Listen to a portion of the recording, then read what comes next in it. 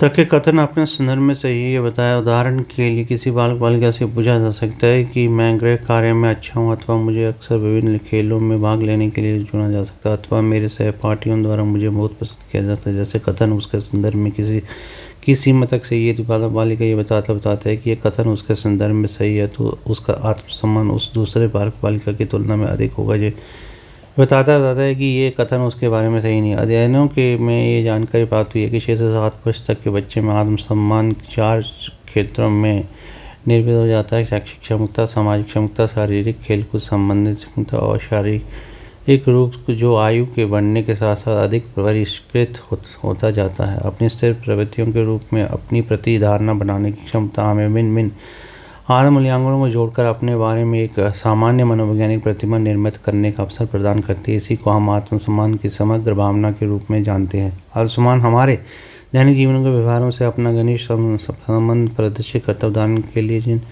बच्चों में शैक्षिक आत्मसम्मान होता है, उनका निष्पादन विद्यालयों में निम्न आत्मसम्मान रखने वाले बच्चों की तुलना में अधिक होता है, और जिन बच्चों में उच्च सामाजिक आत्मसम्मान होता है, उनको निम्न सामाजिक आत्मसम्मान रखने वालों की तुलना में सहपाठियों द्वारा अधिक पसंद किया जाता है। दूसरी तरफ जिन बच्चों में अपने क्षेत्र में निम्न आत्मसम्मान होता है, उनमें दुश्चिंता, अवसाद और समाज विरोधी व्यवहार पाया जाता है। अध्ययनों द्वारा प्रदर्शित किया जाता है कि जिन माता पिता का द्वारा स्नेह के साथ सकारात्मक ढंग से बच्चों का पालन पोषण किया जाता है, ऐसे बालकों में उच्च सम्मान विकसित होता है, क्योंकि ऐसा होने पर बच्चे अपने आप को सक्षम और योग्य व्यक्ति के रूप में स्वीकार करते हैं। जो माता पिता बच्चों द्वारा सहायता न मांगने पर यदि उनके निर्णय स्वयं लेने, तो ऐसे बच्चों में निम्न आत्मसम्मान का पाया जाता है। आत्म सक्षमता सेल्फ एफिकेसी हमारे आत्म का एक अन्य महत्वपूर्ण पक्ष है। लोग एक दूसरे के इस बात में भी भिन्न होते हैं कि उनका विश्वास इसमें है कि वे अपने जीवन के परिणामों को स्वयं नियंत्रित कर सकते हैं, अथवा इसमें कि उनके जीवन के परिणाम भाग्य, नियति अथवा अन्य स्थिति पर कारकों द्वारा नियंत्रित होते हैं। उदाहरणतः परीक्षा में उत्तीर्ण होता ये एक व्यक्ति यदि ऐसा विश्वास रखता है कि किसी स्थिति शेष की मांगों के अनुसार उसमें योग्यता है या व्यवहार करने की क्षमता है, तो हमें उसमें उच्च आत्म सक्षमता होती है। आत्म सक्षमता की अवधारणा बंदूरा के सामाजिक अधिगम सिद्धांत पर आधारित है। बंदूरा के आरंभिक अध्ययन इस बात को पसंद करते हैं कि बच्चे और वयस्क दूसरों का प्रेक्षण एवं अनुकरण पर व्यवहारों को सीखते हैं। लोगों की अपनी प्रवीणता और उपलब्धि की प्रतीक्षाओं एवं स्वयं अपनी प्रभाविता के प्रति दृढ़ विश्वास से भी ये निर्धारित होता है कि किस तरह के व्यवहारों में प्रवृत्त होंगे और व्यवहार विशेष को संपादित करने में कितना जोखिम उठाएंगे। आत्म सक्षमता की प्रबल भावना लोगों में अपने जीवन की परिस्थितियों का चयन करने, उनको प्रभावित करने में एवं यहाँ तक कि उनका निर्माण करने को भी प्रेरित करते हैं। आत्मसक्षमता की प्रबल भावना रखने वालों में भय का अनुभव भी कम होता है। आत्म सक्षमता को विकसित किया जा सकता है। देखा गया है कि उच्च आत्म सक्षमता रखने वाले धूम्रपान न करने का निर्णय लेने के बाद तत्काल इस पर अमल कर लेते हैं। बच्चों के आरंभिक वर्षों में सकारात्मक प्रतिरूपों या मॉडलों का प्रस्तुत कर हमारा समाज, हमारे माता पिता और हमारे अपने सकारात्मक अनुभव आत्म सक्षमता की प्रबल भावना के विकास में सहायक हो सकते हैं। आत्म नियमन सेल्फ रेगुलेशन का तात्पर्य हमारे अपने व्यवहार को संगठित और परिवीक्षण या मॉनिटर करने की योग्यता से है। जिन लोगों में ब्रह्म पर्यावरण की मांगों के अनुसार अपने व्यवहार को परिवर्तित करने की क्षमता होती है, वे आत्म परिवीक्षण में उच्च होते हैं।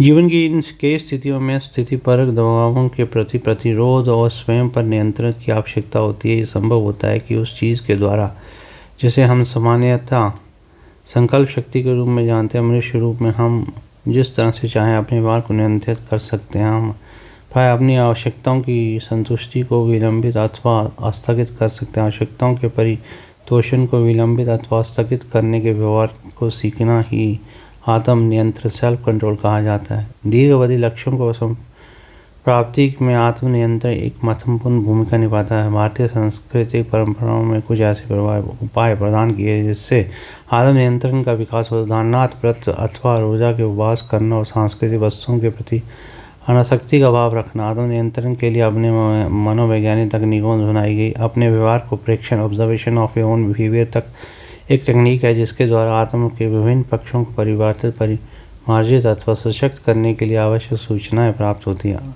आत्म देशात्म सेल्फ इंस्ट्रक्शन एक अन्य महत्वपूर्ण तकनीक है। हम प्रायः अपने आप को कुछ करने तथा मनोवांछित तरीके से व्यवहार करने के लिए अनुदेश देते हैं।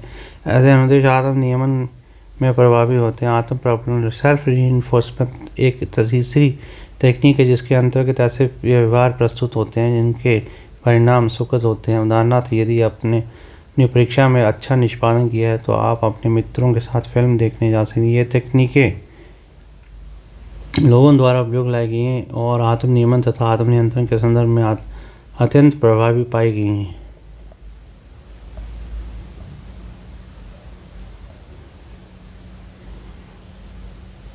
व्यक्ति से संबंधित शब्द स्वभाव जैसे रूप से आधारित प्रतिक्रिया करने का विशेष तरीका, विशेषक या शील गुण, व्यवहार करने का सतत एवं विशिष्ट तरीका, स्ववृत्ति, किसी स्थिति विशेष में विशेष तरीके से प्रतिक्रिया करने की व्यक्ति की प्रवृत्ति, चरित्र, नियमित रूप से घटित होने वाले व्यवहार का समग्र प्रतिरूप, आदत, व्यवहार करने का अत्यधिक ढंग, मूल्य, लक्ष्य और आदर्श को जो महत्वपूर्ण और उपलब्धि के योग्य माने जाते हैं।